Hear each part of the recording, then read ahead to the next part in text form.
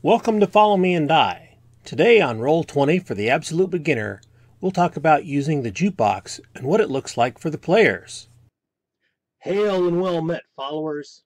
Our adventures will be great, filled with challenges, victory, and gold.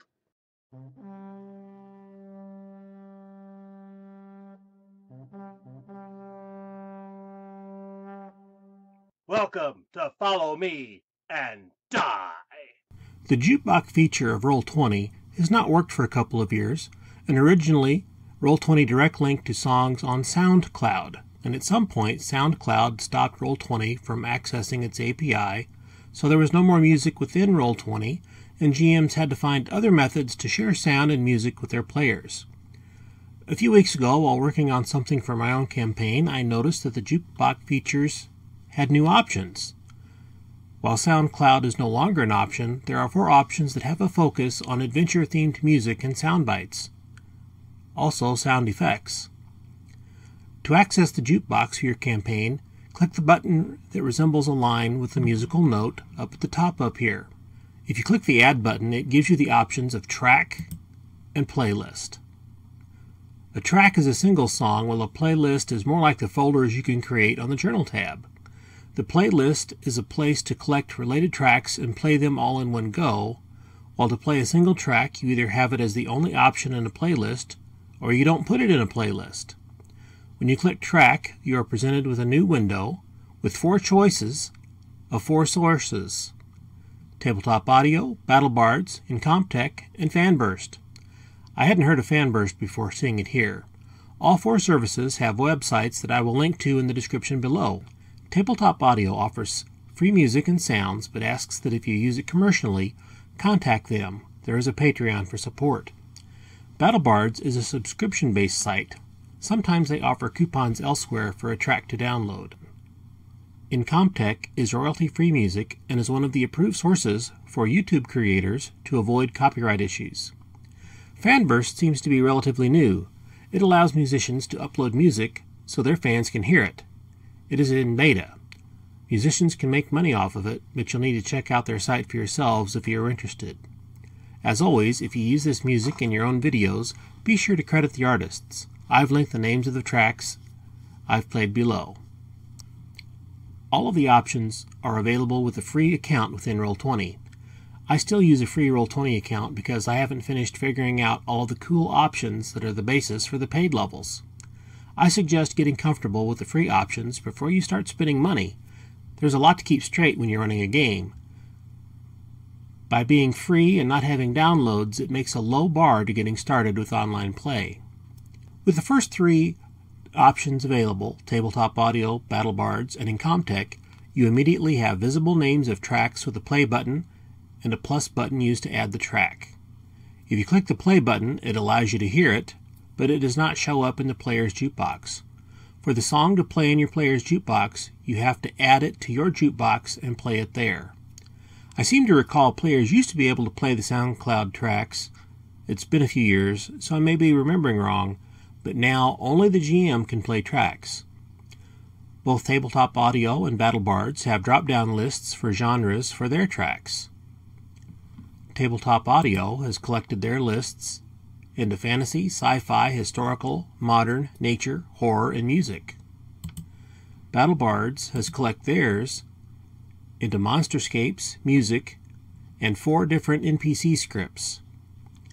Incomptech has a search box where you can search by keyword. Dragon, for example.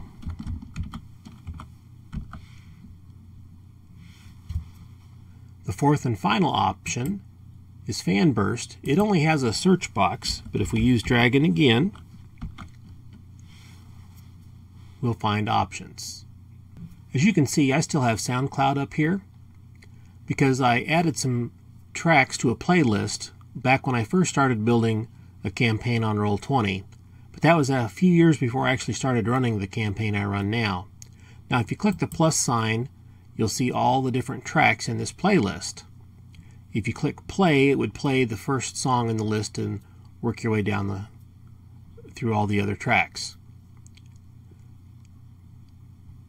And if you hover over, you'll see that it gives you the message SoundCloud Jukebox no longer functions. And they tell you to go to the Roll20 blog for more information. Now, before they added these new music sources, I wasn't sure if I could delete this, but now there is a way to delete it. If you right-click on a track, you can straight delete it, or on the playlist, you can either rename it, sort it, if there's more than one playlist, or delete it.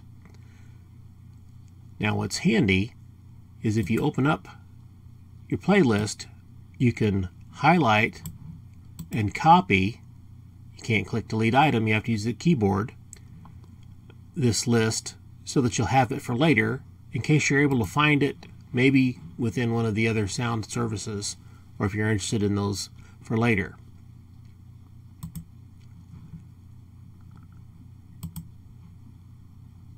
So if we go to the fantasy track for tabletop audio, this bubbling pools, which is also available, you'll notice it doesn't say anything's playing.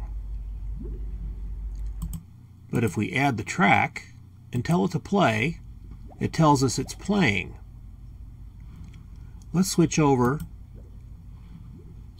and you'll see also on the player's end, you'll notice there is no add button on the player's version of this. And if you look in one of my other campaigns, there is no SoundCloud. So the jukebox is specific to the campaign, so you don't have to worry like your graphics all being in one campaign. The sound has to be added campaign by campaign. So now I'm going to get rid of my SoundCloud.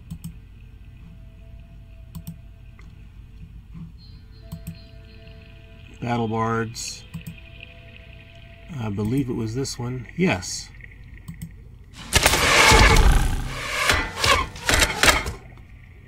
Very cool. And in Comtech.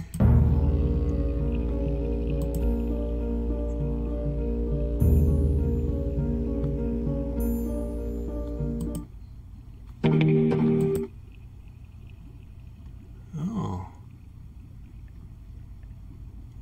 Here it is. Nice sound effects. All kinds of options.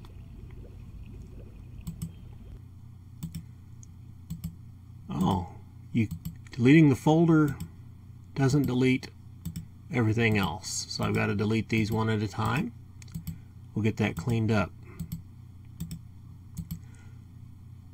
So as you can see, there's lots of different options with sound to play within your game. So if you want to have music to start the game, or set the tone, or set a scene, or have sound effects like a dragon or arrows or something of that nature, you can do that to help your players enjoy it a little bit more. Thank you for watching. If you have any other topics about Roll20 that you'd like to see me cover, make your suggestions in the comments below.